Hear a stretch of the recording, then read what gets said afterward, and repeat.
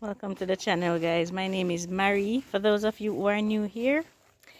So, this is our container garden where currently we grow all the vegetables that we consume. We've not been to the market for a very, very long time. Let me take this opportunity to welcome my new subscribers and viewers to our channel. This channel, we grow food and encourage others to grow food and share how we grow them as well. So there are quite a number of persons that I know who struggles with stomach issues, and red tomatoes, they are difficult to digest at times. And so for those persons, I recommend trying yellow tomatoes. I am currently growing two varieties of yellow tomatoes, and they're very, very low in acidity. So these are great for snacking, and both varieties that I grow, guys, are extremely prolific. This is the yellow pear tomatoes, and I also grow the banana leg tomato. Those are also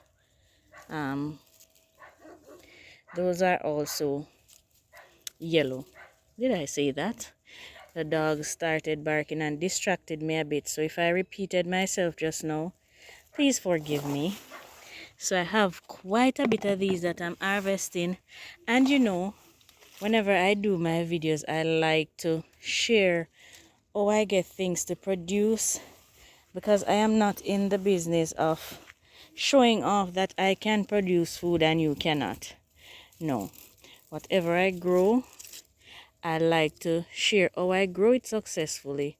And so each of you who take the time out to watch my videos and you are interested in growing your own food, you're also able to do the same. So it's important to know how to plant the food that you watch me harvest for yourself in order to enjoy harvest as well. Now, tomatoes are things that I'm not always successful at. I've failed many times because tomatoes are prone to diseases. So another thing that I notice with these tomatoes is that they don't get disease yet. They are producing really well, and they are not getting any diseases. So that is one of the things I love about these tomatoes. Now take a look at how many just from those two plants. So not only are these prolific producers, they are not prone to disease as much as some of the red tomatoes that I grow in the garden. Okay, so let's move on. Look at these peppers. These are hot chili peppers. They're beautiful. Alright, let me go back here and get, hold on, let me check on these strawberries. See one? Something is eating it. I don't know. It's a unicorn snail, and it is putting on more blossoms. I can't afford this, no. See that eat one right there? Oh man. I know I got to share with the pest, but I don't enjoy doing that. There's a nice big one right here in the bag. Alright, so here is my other yellow tomatoes. Back here. I'm trying to make my way through here. Right, so tomatoes enjoy full sunlight. So you want to ensure that wherever you're planting your tomatoes, it is getting a full day of sunlight. Otherwise, they will not produce. Ensure that they're planted where they're able to get full sun. That is really important for peppers and tomatoes. My basket ran away. These are really, really juicy and fruity. They taste really nice, and they're called banana leg tomatoes. This plant looks shabby and old now, and it is because it is extremely old. This plant has been producing for quite a few months now, and whenever I harvest, it springs new branches and it produces again.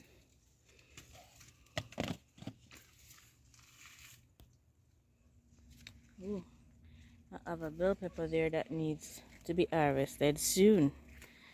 I have some tomatoes here as well. I don't know what this seemed to be, a cherry tomato. It seemed that way, and this seemed to be a Roma. We have one blushing right there.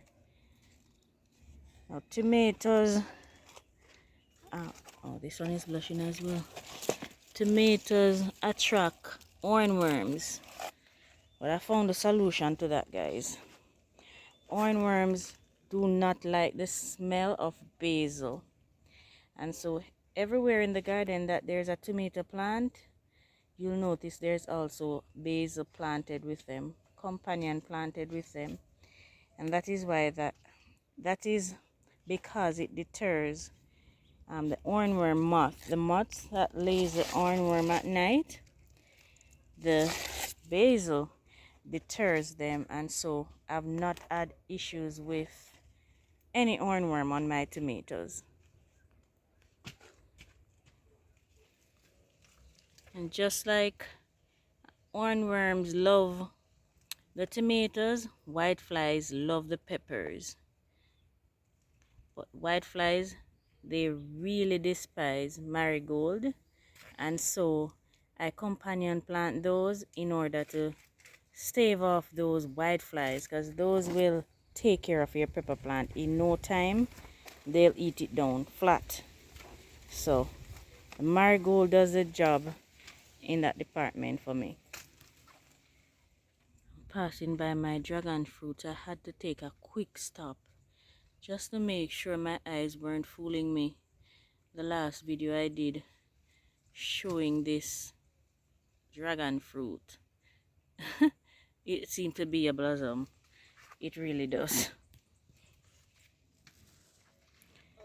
That is looking beautiful. Let me check out my volunteer pumpkin. Mom, what is the fruits?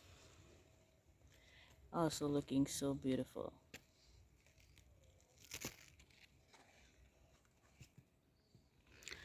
I have no idea what tomato I planted here. This is what happens when you lose your labels, but there are fruits on there. Some of the fruits look quite different, but tomato is a tomato, right? So we're just going to eat those when they're ready. I can't be sure what variety those are. These tomatoes need watering. On a note of watering, guys, tomatoes, they're also prone to diseases. So they don't like their leaves wet, or they don't like dirt splashed onto their leaves. So if it's possible any at all, when you're watering your tomatoes, water the soil and not the plant. That will help to alleviate the what did I just say, the disease, because tomatoes get disease really easily and you lose them. Once they get the disease, there's no going back. You won't come back from the disease very easily when your tomatoes get, I'm not sure, for squashes and so on, I use milk in water to help with the disease on the leaves, or usually it's powdery mildew. I use milk to help with that. Nothing seemed to help the tomatoes when they get the disease. So one way to try and prevent your tomato plants from getting disease is to water the soil and not the plant itself. These plants really need watering. Not watered since day. So look at this. They'll be rehydrated once they're watered. They look really bad now, some of them. Look at the size of that one. It's beautiful.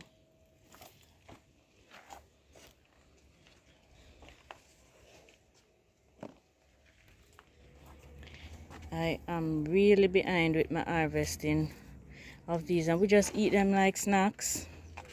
I am really behind with the harvesting. No, I've gotten questions as to what do I use to fertilize my tomatoes. I use, Michael is helping me to harvest the ripe ones. I use mainly my banana tea to fertilize them. Once I see where they start to put on blossoms, I fertilize them with banana tea, and that is after planting them in soil mixed with horse manure or my rabbit manure to get them growing and get them growing really strong. So after these plants need pruning now. After planting them in that sort of soil mix, then I use banana tea or compost tea, any of those liquid fertilizers to fertilize my tomatoes the minute I start to see blossoms. And then you might ask, how often do you fertilize? Whenever I see a new thrust of blossom coming on, that is when I fertilize. So if it is every week that I see new blossoms appearing, I feed the plant, because the plant needs nutrients to produce new fruits. Each time it produces a new set of fruit, the soil gets depleted because it's literally eating up the nutrients that is in the soil. So tomatoes, and then when it is, they like the warm climate, but when it is extremely hot during the summers, my tomatoes does not do well. They really suffer in the hot summer months, and so I enjoy tomatoes during the cooler months here on the rocks. Now plenty time I come out here and I know exactly what I'm going to say to you until I start talking to you. So if there are any questions or concerns that you have that I have not addressed in the video, feel free to ask in the comment. I will get back to each and every question. Once it's a reasonable question, you will get an answer. So feel free to ask anything that I missed in the comments, and I will answer your questions. Look at my little basket. It is loaded with tomatoes. That's so beautiful. So feel free, guys, to ask if it is that I missed something. I will answer your questions in the comment. I love these tomatoes. They produce so many fruits. Guys, it's not like we're not harvesting from the plants every day. Every day we harvest from these plants, and they just produce like crazy. No, these, once you get them growing in the garden, you will never ever be out of them, because they resow themselves everywhere, and it seems as though the birds eat them as well and then sow them everywhere in the garden. So the minute you get your hands on one of these little pear tomatoes and they start to produce, I know you'll have them for a very long time in your garden. These I did not plant. They fell in there. I had some before, and the fruits fell off in there, and these just grew back. And so these are really volunteers that I have harvesting from now. That's incredible. I think that is amazing. These are beautiful. No, there is one growing down here that I thought, look at that, I thought was this pear, yellow pear, and it's not. So let me go harvest some of those and show you. They look just like the cherry. I don't know if they're cross-pollinated, but they look just like these little pear tomatoes, but the only thing is they don't look red at all. They don't look yellow at all. They look red. Here they are. They're starting to ripe. Look at these. These aren't even really red. These were cross-pollinated with something. I've never seen this color. Or if it wasn't, guys, and you know this variety of tomato, please let me know in the comments. Those are beautiful. I want to think it's a hybrid that was created here though. I don't recall planting anything looking remotely like this on any package. Look at those colors. Can't wait to taste what those taste like. Those are beautiful. And it is just as prolific as the yellow one. Look at those. Look at tomatoes all over it. So this is another one that I'm gonna plant seeds. It might just resow itself in there anyway, but look at that. That's so beautiful. It's pretty. This watermelon is about to be ripe. We've eaten some from down here, guys. Amazing.